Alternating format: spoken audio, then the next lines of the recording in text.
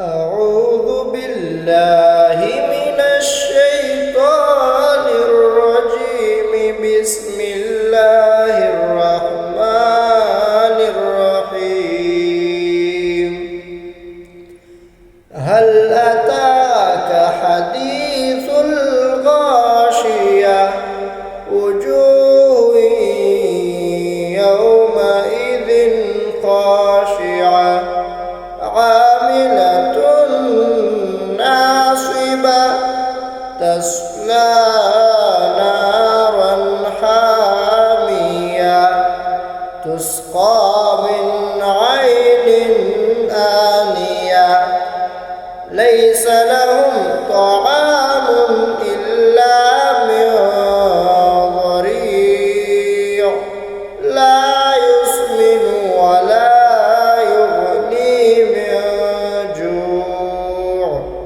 وجوه يومئذ ناعمة لسعيها راضية في جنة عالية لا تسمع فيها لاغية فيها عين جارية فيها سرر مرفوعة وأكواب موضوعة ونمارق مصفوفة وزرابي مبثوثة أفلا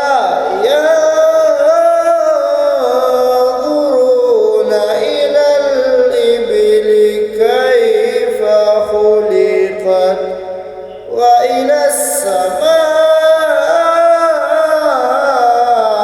كيف رفعت وإلى الجبال كيف نصبت وإلى الأرض كيف سطحت فذكر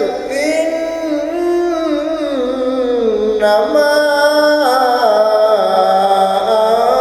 أنت مذكر لست عليهم بمسيطر إلا من تولى وكفر فيعذبه الله العذاب الأكبر.